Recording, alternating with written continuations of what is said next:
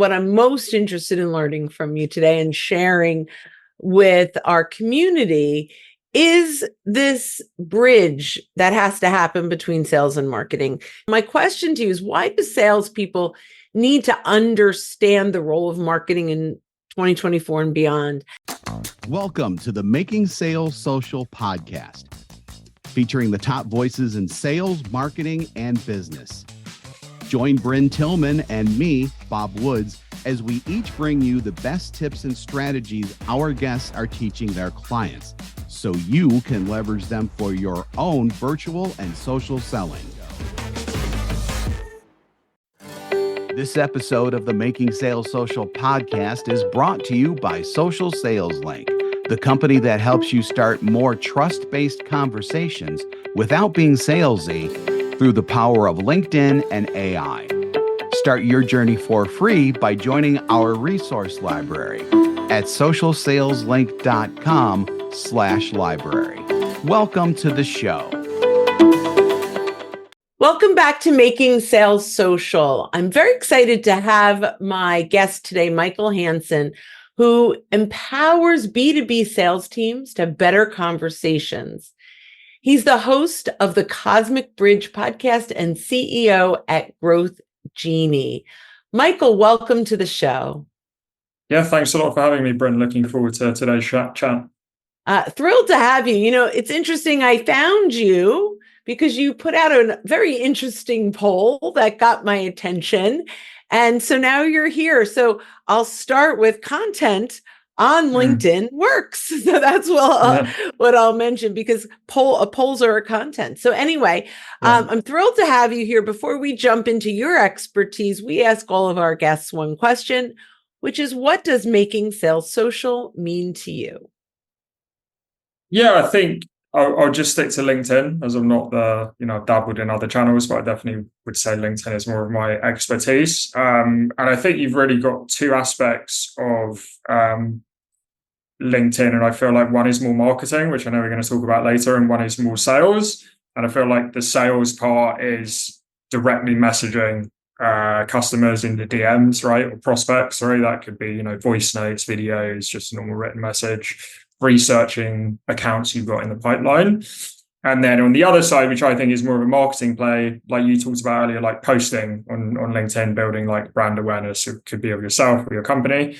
And for me, that's more of like a marketing play, because that's more like, building brand, and obviously good things can happen. Like, as you said, we're doing this podcast because of that, but also I've had various things happen through posting on LinkedIn, whether it's obviously getting new business leads is great, but it can even be like deals you've already got in the pipeline and like, I really enjoyed the content that you posted. And there's often, I think, a conversation now around like, should content be personal or should it be business? Obviously, LinkedIn's a business platform, so I try to keep, like, I would say, 80% of the content quite businessy, but, often the 10 to 20% of stuff that's a little bit more personal, people will, often clients or prospects or whatever, will be like, oh, I follow you because of the sales stuff, but also, oh, you mentioned you gave up alcohol. That's interesting because I gave up alcohol, or, I'm thinking about giving up alcohol, right? So often those things can drive conversations as well. Oh, I love that. So, that's going to lead really into what I'm most interested in learning from you today and sharing with our community is this bridge that has to happen between sales and marketing. They've been siloed traditionally for so many years. And, you have that old conversation with marketing. It's like, why isn't sales closing our leads? And the sales is, why aren't our leads better? Right. And so really, in today's modern selling world, it's a digital world for sales and for marketing. They really have to work in tandem. So my question to you is, why do salespeople need to understand the role of marketing in 2024 and beyond? And how can they actually leverage marketing and content for prospecting?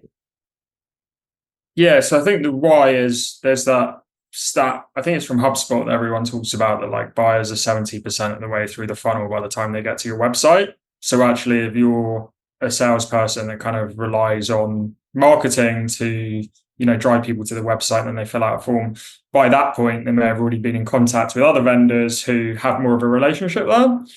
So I always say, what are the things that are happening before they get to your website? And obviously marketing are like pushing out content, but why can't salespeople be doing that as well? But then I think the problem is that often salespeople share content in the wrong way. The classic example on LinkedIn is like, oh, I'm just going to repost the marketing blog that's just been released, right? Without thinking, what's in the blog, what are the highlights? We always think of like trailers. And also I think if marketing works really well with sales, if you write a 1,500 word blog, what are the most interesting statistics or graphs or whatever in that blog? Because that's stuff that you can share on LinkedIn, but also I also say for like nurturing purposes, sometimes you speak to a lead, it's not the right time, but within the next 6 months, you may like every 2 weeks, like share an interesting stat or piece of content with them. Or even you're now seeing individual salespeople at companies, they're not just like posting on LinkedIn. Some people even like have their own newsletters, right? And they're literally like almost creating this funnel for themselves, like individual salespeople. So yeah, the why is that what most of the conversations about sales now are happening when you're not in the room. People don't want to speak to salespeople. So they know they have to get a proposal and whatever else, but most of the conversations are happening with their colleagues. So what's like useful content that you can share when they're not in the room? And then again, think like snippets of those content. Don't just like share like really long podcasts or videos or webinars or whatever. Think of like what's like micro content that's easily digestible.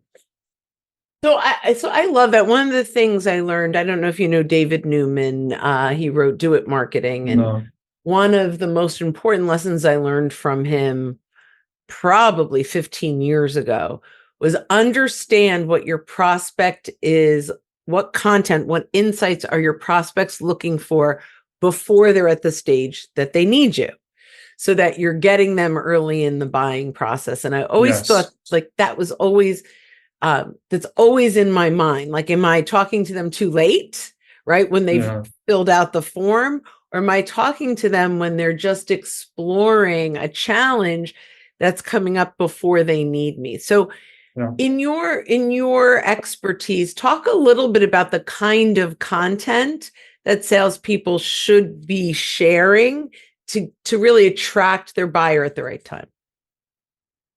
Yeah, I can give an example. Like, I think the big kind of takeaway I would say for people listening is think of content that is useful, whether people buy from you or not. And that's sometimes a very difficult thing for salespeople to think about, because it's like, oh, this content may just be helpful, even if they don't buy my product, right? Because that's say like I run a sales training company, and if I was to share a piece of content, it's like 10 reasons you should outsource sales training. It's very obvious what I'm trying to do. It's not like helpful, right? Whereas if it was like, hey, you mentioned when we last spoke that you're hiring, salespeople in Germany. Here are like 10 interview questions for salespeople, like in the German market, right? That's super specific to what they mentioned. So that's also where the two things can go together, is like use your sales calls, not just as things for, to customize your proposal and that, but also use them as calls for like research that you can then adapt the content that you're sharing with them as well. See, that's terrific. We often say that's leading to your solution, not with your solution. When you're leading, right? When you lead with your solution, it's clearly a pitch. When you lead to your solution, it's, wow, this is great. So I love that you're talking about that. Now, obviously, we can share content on, we can post it on LinkedIn, we can get it into the inbox, but how do we now convert that conversation? So now we've sent this out. Maybe we've got likes and comments from a few people we want a conversation with. Maybe we got into the inbox of someone and we got a response that said, thanks. Yeah. What is your next step? How do you convert that from someone that is consuming your content to someone that wants to talk to you about what you do? Yeah, it's a great question. I think this often comes up with, because when we do sales training, it's how to think like marketers and use marketing content to drive sales conversations. And this is often the thing that happens. People start to drive some awareness and they're like, okay, how do I actually get these people to spend 30 minutes with me? Yeah, maybe I can give an example. Recently, I shared on my LinkedIn a new playbook template we released, which is we released a sales playbook template about 18 months ago, and that was very popular. About 600 people requested it. This one was more for customer success managers, so people who are working on like upsells, renewals, and stuff, which is kind of a bit of our business that has been growing. Wasn't as popular as the sales playbook, so maybe about 50 people requested it. And then I would say maybe about 15 of those were potential leads for our business that were qualified. So they were managers, directors, VPs, etc. And then you don't want to be, hey, you requested the playbook template. Do you want to discuss sales training? Because the jump is too far there. But it's okay if they're interested in the customer success playbook. Maybe also a problem that they're having that is related to that. And often playbooks are using like the onboarding process. So then I would send a follow-up message. They say, hey, thanks for the playbook. And I say, hey, I'm happy to run you through some of the key parts of the playbook that may help when you're onboarding, your new customer success managers. And I was able to, generate a few meetings that way. So it's thinking like if they've requested, if they like a piece of content, what are the challenges in that piece of content that they may be having, right? So it's like looking at those common denominators. Yeah, so that's fantastic. I love that. Often we'll say I have additional insights, but what you're saying is great. Yes. So let's look at the process. So you share a piece of content, and if you do a lot of what we do is we take inventory of our connections, and I want to get this into the inbox of 40 people.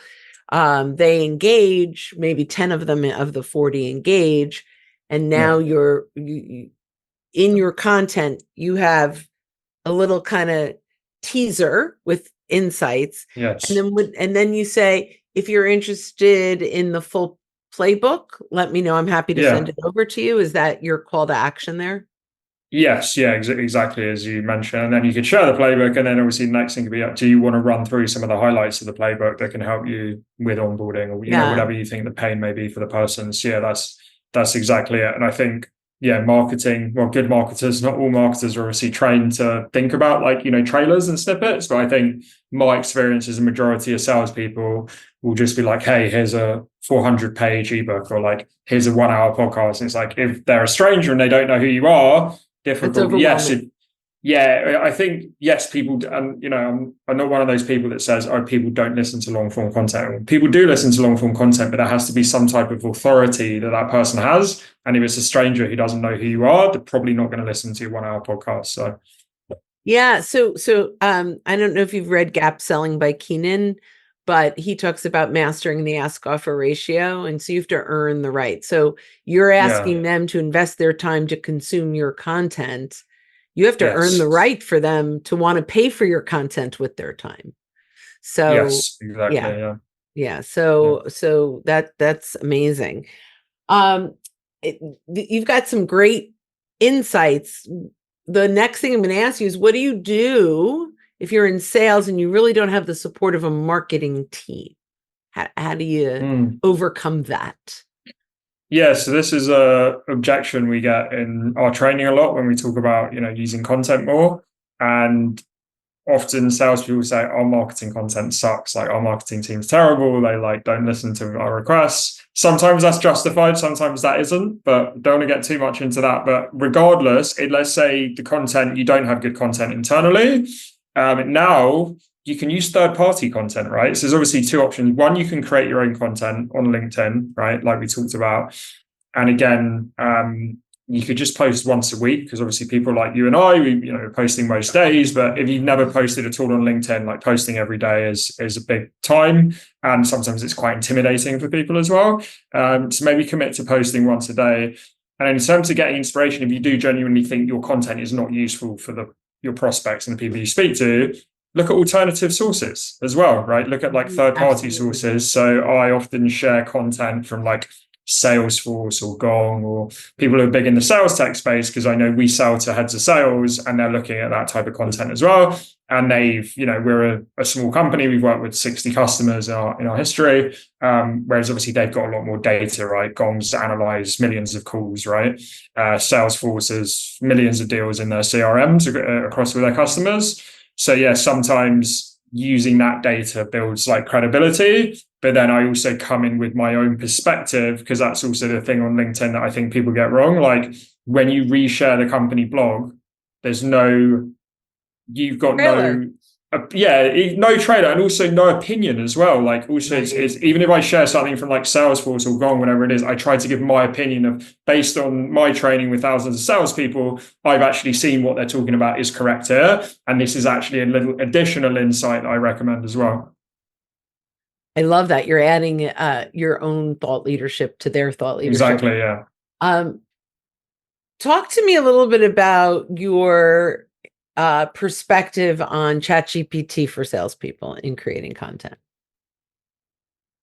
Yeah, in terms of content, and then I think this is relevant both for like a lot of work we do. Obviously, I've talked a lot about marketing today, but it's teaching people about outbound, how to write an outbound LinkedIn message or a voice note or a cold call or whatever it is. And I see people do the wrong thing where they're like, let's just imagine I'm trying to sell you podcast editing services or something, and it's like, hey, write me a letter write me an email writing to Brynne to sell podcast editing. So ChatGPT is going to come up with like a load of rubbish. Whereas if I was to say to ChatGPT, tell me more about Brynne, tell me more about like what she's done in like the past few years, it may give me some interesting information. And I actually do this now in sales calls. I do like a bit of an inception where I say most people are using AI in the wrong way, but we think AI is really good for researching companies. So the other day I had a call and I was like, tell me the big things that have happened in this company in the last 3 months. He gave me 3 things, and I brought it up on a call. And I said, this is what we recommend salespeople doing. Is this accurate at your company? And she was like, yeah, number 1 is the number 1 thing we're working on at the moment. So I kind of had that context. So I think AI is really good for research, but it's not good for writing at the moment. I think the writing element, again, being your own authentic self, is like taking information from ChatGPT and then making it your own, versus like being lazy and being like, I want ChatGPT just to write all of my posts and my emails and stuff. That's awesome. I love that. So one of the things that we do with salespeople is we have just a quick little prompt that says, ask me question. Here's what I want to do. Fill in the blank, right? Ask me questions one at a time. Let me answer.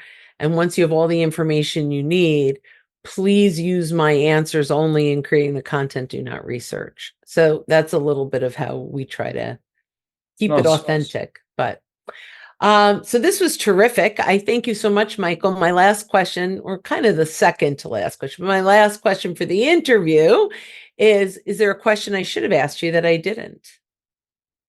I think with the ChatGPT thing, actually, I would say, how can salespeople be more human and authentic? Because I think what ChatGPT is going to do now is mean the whole like spam problem and robots is getting. One of the reasons I started my business 5 years ago is I noticed like all the heads of sales and marketing I was speaking to were like, I get so much spam, so I don't know how my sales team are like standing out now. And now with AI, it's got even worse. And there's this big debate on LinkedIn, like, is AI going to replace salespeople's jobs? And I think it will, for the people that just do a spray and pray like marketing campaign or spray and pray email campaign. Whereas the thing that ChatGPT is never going to be is like you and your own authentic views. So like take time to write customized emails, take time to write customized LinkedIn posts. As I said, use AI for research, but make it your own and make it your human. So the more you can be you and the more you can be human and stand out, the more you're going to be successful in sales. Fantastic. Thank you so much. How can people, this is really the last question, how can people get in touch with you? Yeah, obviously we got in contact on LinkedIn. So if you put Michael Hansen in LinkedIn, and then if you go on our website, growthgenie.co, you can learn more about what we do. Terrific. Thank you so much. This was great. I'm sure there are many people that got some good value from our conversation today. And to our listeners, when you are out and about, don't forget to make your sales social. Don't miss an episode. Visit socialsaleslink.com/podcast. Leave a review down below. Tell us what you think, what you learned, and what you want to hear from us next. Register for free resources at linkedinlibrary.com. You can also listen to us on Apple Podcasts, Spotify, and Google Play. Visit our website, socialsaleslink.com, for more information.